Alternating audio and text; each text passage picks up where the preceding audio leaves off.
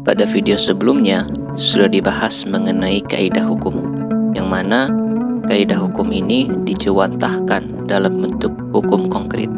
Pada video ini akan dibahas mengenai struktur dasar mengenai peraturan hukum. Ini penting untuk kita pahami karena peraturan-peraturan ini mengikat kepada kita. Untuk itu, mari kita mulai. Dalam konteks keberlakuan suatu peraturan hukum, terdapat pemahaman yang menyatakan bahwa kekuatan berlaku suatu peraturan tidak hanya terbatas pada dimensi yuridis semata, tetapi juga mencakup aspek filosofis dan sosiologis.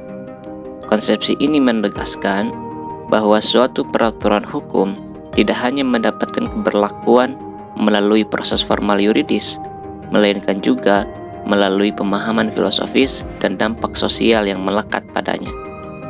Dalam sistem hukum, pembentukan peraturan hukum melibatkan proses yang terstruktur dan melibatkan lembaga-lembaga tertentu sesuai dengan hierarki perundang-undangan.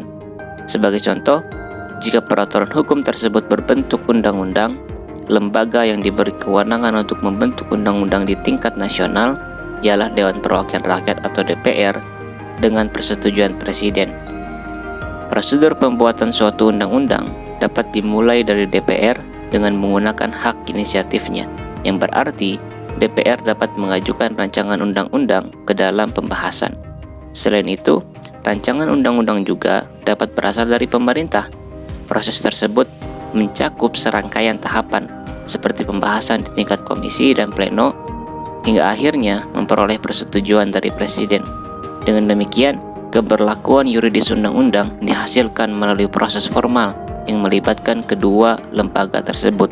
Sementara itu, jika peraturan hukum tersebut berbentuk peraturan pemerintah, maka yang berwenang membentuknya adalah Presiden sebagai kepala pemerintahan. Peraturan pemerintah seringkali digunakan untuk mengatur aspek-aspek teknis dan administratif dalam pelaksanaan undang-undang. Pembentukan peraturan pemerintah melibatkan proses di tingkat eksekutif dan Presiden memiliki peran sentral dalam menetapkannya.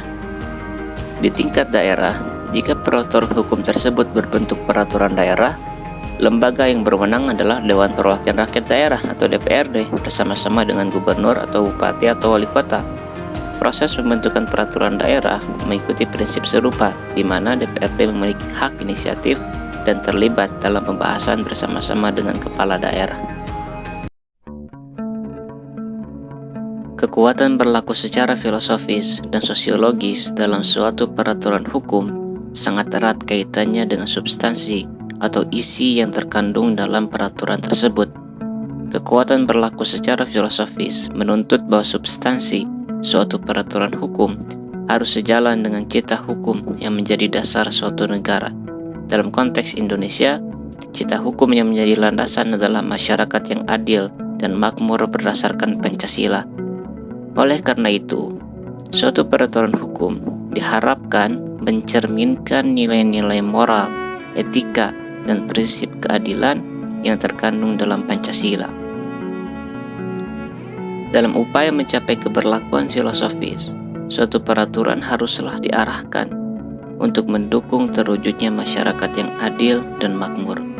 Substansi peraturan tersebut perlu mempromosikan prinsip-prinsip keadilan, kesetaraan, dan kesejahteraan bagi seluruh warga negara, sehingga kekuatan berlaku secara filosofis menciptakan fondasi moral yang kuat bagi peraturan hukum. Di sisi lain, kekuatan berlaku secara sosiologis menekankan pada aspek penerimaan dan pemberlakuan peraturan hukum di masyarakat. Artinya, suatu peraturan hukum tidak hanya dapat bersifat top-down, berasal dari lembaga yang berwenang, tapi juga harus bersifat bottom-up, responsif terhadap keinginan dan kebutuhan masyarakat. Peraturan hukum yang memperhitungkan dinamika sosial dan mampu diterima oleh masyarakat akan lebih efektif dalam implementasinya. Dalam konteks struktur dasar peraturan hukum, kekuatan berlaku secara filosofis, sosiologis, dan yuridis mencerminkan dimensi yang dapat terlihat jelas dalam suatu peraturan hukum. Kekuatan berlaku secara filosofis sebagai ekspresi dari semangat hukum atau legal spirit umumnya termanifestasi pada bagian pertimbangan atau konsideran dari peraturan hukum tersebut. Bagian pertimbangan atau konsideran suatu peraturan hukum memberikan gambaran mengenai prinsip-prinsip filosofis yang menjadi dasar pembentukannya. Disinilah nilai-nilai moral, etika, dan prinsip keadilan yang sesuai dengan cita hukum negara seperti Pancasila di Indonesia yang tercermin dengan jelas. Pertimbangan filosofis ini memperkuat landasan moral peraturan hukum, memberikan arah etika yang harus diikuti dalam implementasinya. Sementara itu, kekuatan berlaku secara sosiologis. Suatu peraturan hukum dapat terlihat pada batang tubuh atau pasal-pasal yang tersebar dalam peraturan tersebut. Bagian ini mencakup ketentuan-ketentuan konkret yang merinci aturan-aturan yang harus diikuti oleh masyarakat. Pada tingkat pasal, peraturan hukum mengatur hak dan kewajiban, sanksi, serta mekanisme penegakan hukum. Kekuatan berlaku secara sosiologis tercermin dalam sejauh mana ketentuan-ketentuan ini dapat diterima dan diaplikasikan oleh masyarakat dalam kehidupan sehari-hari. Pemberlakuan suatu peraturan hukum yang mendapat resistensi dari masyarakat menunjukkan bahwa peraturan tersebut tidak memiliki kekuatan berlaku secara sosiologis. Dalam konteks ini, kekuatan berlaku secara sosiologis mencerminkan tingkat penerimaan dan kepatuhan masyarakat terhadap peraturan hukum tersebut. Resistensi dapat berasal dari ketidaksesuaian antara peraturan hukum dengan nilai-nilai, norma, atau kepentingan masyarakat. Faktor-faktor seperti kurangnya pemahaman, ketidakpuasan, atau ketidaksetujuan terhadap peraturan dapat menyebabkan resistensi. Sebaliknya, apabila suatu peraturan hukum ditaati oleh masyarakat dengan kesadaran hukum, maka dapat dipastikan bahwa peraturan tersebut memiliki kekuatan berlaku secara sosiologis. Kesadaran hukum mencerminkan pemahaman dan penerimaan masyarakat terhadap aturan hukum sebagai bagian dari kewajiban hukum yang harus dipatuhi. Faktor pendidikan hukum, kesadaran moral, dan legitimasi peraturan dalam pandangan masyarakat dapat memperkuat keberlakuan secara sosiologis.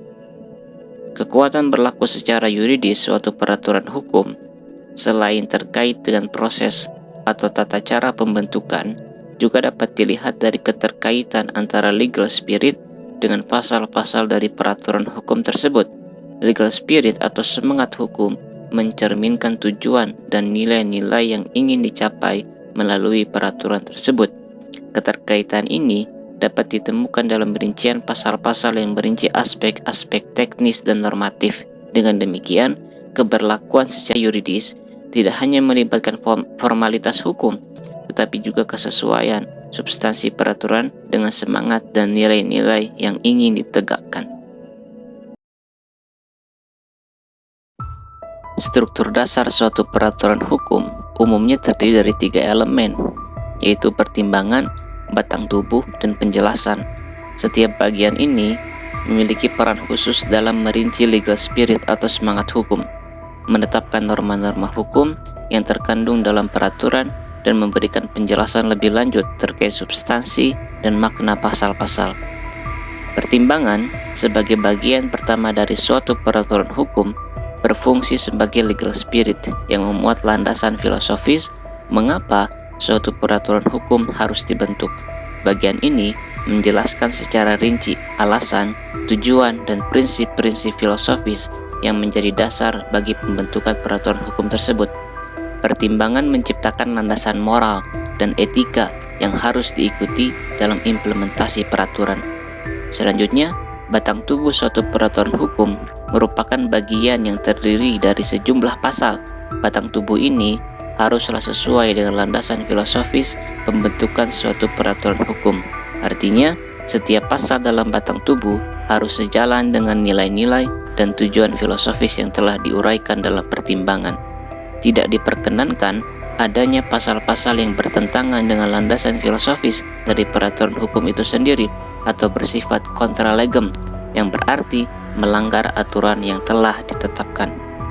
Penjelasan suatu peraturan hukum sebagai bagian ketiga terdiri dari penjelasan umum yang mendetailkan legal spirit dari pembentukan peraturan hukum tersebut. Penjelasan ini memberikan konteks yang lebih luas mengenai maksud dan tujuan peraturan.